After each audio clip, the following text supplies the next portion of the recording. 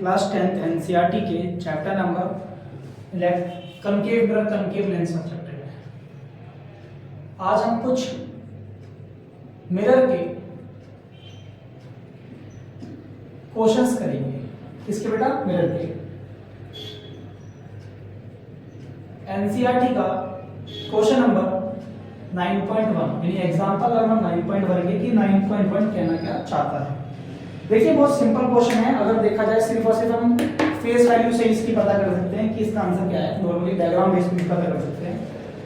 देखिए मैं क्वेश्चन पढ़ता हूँ। हमारे पास एक कॉनकेव मिरर है। सबसे पहले हमें मिरर का नाम पता लग गया। हमारे मिरर का नाम क्या है बताइए।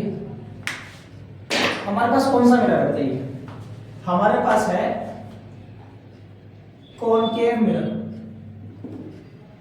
बेटा कॉनकेव मिरर को हिंदी में अवतल दर्पण कहते हैं। क्या कहते हैं बेटा? अवतल दर्पण।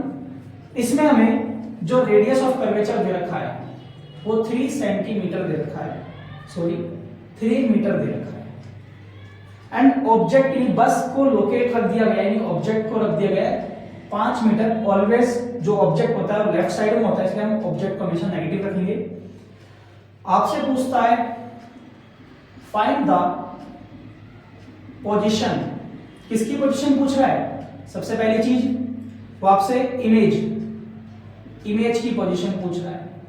दूसरी चीज वो आपसे इमेज का नेचर पूछ रहा है। तीसरी चीज वो आपसे इमेज का साइज भी पूछ रहा है। तो हम इन तीनों चीजों को भी 2 मिनट में निकालते हैं। कैसे निकालेंगे देखिए। सबसे पहले अगर हम सॉल्यूशन करें तो सॉल्यूशन में हमें रेडियस ऑफ कर्वेचर का फॉर्मूला पता है, हाँ या ना? रेडियस ऑफ कर्वेचर का फॉर्मूला r = 2f होता है। हमारे पास r कितनी? 3 मीटर = 2f। अब जो 3 है अपॉन 2 बराबर f हो गया, यानी फोकल लेंथ कितनी आ गई? लगभग 1.5 मीटर के लगभग आ गई है। ये कॉनकेव है। कॉनकेव में सभी चीजें नेगेटिव होती हैं क्योंकि इसमें ऑब्जेक्ट भी नेगेटिव साइड में लेफ्ट साइड में होता है और फोकल लेंथ भी लेफ्ट साइड में होती है। तो मैं इसे भी नेगेटिव मान लेता हूं क्योंकि फोकल लेंथ भी नेगेटिव पता है।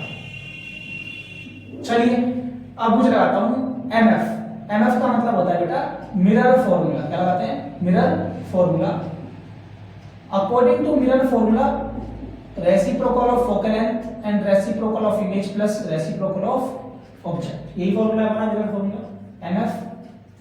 हमें फोकल लेंथ पता है 1.5 है, माइनस का 1.5 इक्वल्स टू हमें ऑब्जेक्ट यानी इमेज की पोजीशन नहीं पता, हमें ऑब्जेक्ट पता है -5 है ना। यहां से हटाया पॉइंट, ऊपर 0, 10 अपॉन माइनस का 15 इक्वल, अब ये प्लस है यहाँ नेगेटिव में, तो 1 अपॉन माइनस का 5 आ जाएगा इक्वल्स टू 1 अपॉन v। -5 का जा 50 होता है और -15 जा 15 होता है नीचे, 15 7 जा कितना होता है 75। ये प्लस का जाएगा हमारा इक्वल्स टू 1 अपॉन v। आप देखिए 50 और 65 कितना हो गया? माइनस का कितना हो गया? 65 और नीचे हो गया 75। कितना हो गया बेटा? अब मुझे आप एक लोग बात बताइए कि इसमें जो ऑब्जेक्ट है कॉनकेव है, क्या है? ये कॉनकेव है बेटे, कॉन्वेक्स है। क्या है बेटे? कॉन्वेक्स। उत्तल दर्पण है। उत्तल दर्पण में F पॉजिटिव रहता है, यानी कि देखा जाए अगर F पॉजिटिव है तो यहाँ नेगेटिव नहीं आएगा, यानी ये वैल्यू भी नेगेटिव की आएगी। चलिए देखिए नेगेटिव से नेगेटिव कट गया 1 अपॉन v। अब देखा जाए तो देखिए यहाँ पे क्या हो रहा है, क्रॉस मल्टीप्लाई 65b = 75। अब आपको v निकालना है तो 75 बटे में 65, अगर हम इसको डिवाइड करते हैं तो लगभग 5 1 जा 5 और 5 3 जा 15, 3 से हट लो, 3 दूनी 6, 15 5 75, 15 13, तो 15 बटे में 13 आ गया। इसको डिवाइड करेंगे तो हम 1.15 आंसर आएगा, यानी कि इमेज हमारी कहां बन रही है? पोजीशन ऑफ इमेज हमारी 1.15 है। ठीक है बेटे, ये आंसर आ होगा आपका 1.15। इसके अलावा अगर हम बात करें साइज की और नेचर की, किसकी? हमने इमेज की पोजीशन बता दी 1.15 वाली है प्लस की। अब हमें साइज और नेचर बताना है, तो साइज और नेचर करने के लिए हम m मैग्नीफिकेशन में यूज करेंगे, m = -v/u। अगर हम बात करें मैग्निफिकेशन की m की, तो माइनस v कितना है, हमारा v आया है प्लस का 1.15, ये फॉर्मूले का माइनस है, इक्वल टू माइनस u कितना है, माइनस का 5 कितना है, तो माइनस से माइनस कैंसिल हो, हटाया पॉइंट यहां से, नीचे डबल जीरो, तो 115 बटे में कितना गया 500। अगर मैं 115 को 500 से डिवाइड करता हूं तो m इक्वल्स टू प्लस का 0.23 मैग्निफिकेशन आता है, यानी कि मैग्निफिकेशन जो है वो आपका 1 से कम है, यानी कि मैग्निफिकेशन जो है वो 1 से कम है, ऊपर से मैग्निफिकेशन आपका पॉजिटिव है। ये चीजें दोनों एक बात इंडिकेट करती है कि जो हमारी इमेज है, जो हमारा साइज ऑफ इमेज है वो स्मॉल है देन किससे, साइज ऑफ ऑब्जेक्ट से। अगर m छोटा आ गया 1 से तो साइज भी इमेज का छोटा होगा, ये कंफर्म है। अगर आपका m पॉजिटिव है दैट मींस इसका मतलब आपकी जो नेचर है, साइज मतलब नेचर, जो इमेज का नेचर है, नेचर ऑफ इमेज, वो आपका वर्चुअल और इरेक्ट होगा। कि हमने तीनों चीज फाइंड कर ली है, हमें पोजीशन ऑफ इमेज पता लग गई, हमें नेचर पता लग गया, हमें साइज पता लग चुका है। तो इसी के साथ हमारा क्वेश्चन नंबर 9.1 खत्म होता है। इसका स्क्रीनशॉट ले लीजिए। इसी के बाद हम दूसरे क्वेश्चन की बात करेंगे। देखिए अब दूसरा क्वेश्चन क्या है, अगर हम बात करें दूसरे क्वेश्चन की, देखिए दूसरा क्वेश्चन कहता है हमारा एनसीईआरटी का क्वेश्चन 2, एग्जांपल नंबर 2 9.2। आपके पास एक कॉनकेव मिरर है, इस बार कॉनकेव मिरर ये मैंने अच्छे से देख लिया, यानी कि हिंदी में अगर बात करें अवतल दर्पण है। आपको अवतल दर्पण दे रखा है, आपको ऑब्जेक्ट का साइज दे रखा है, h दे रखा है 4 सेंटीमीटर, यानी हाइट ऑफ ऑब्जेक्ट हो गया, उसको रखा गया है 25 सेंटीमीटर पे, यानी ऑब्जेक्ट तो हमेशा ही लेफ्ट साइड में रखा गया, इसलिए माइनस का 25 रख देगा। इसमें क्वेश्चन आपको फोकल लेंथ दे रखी है माइनस का 15, क्यों, क्योंकि फोकल लेंथ भी कॉनकेव में नेगेटिव की तरफ होती है, लेफ्ट साइड में होती है। आपसे पूछ क्या रहा है क्वेश्चन, देखिए आपसे पूछता है फाइंड द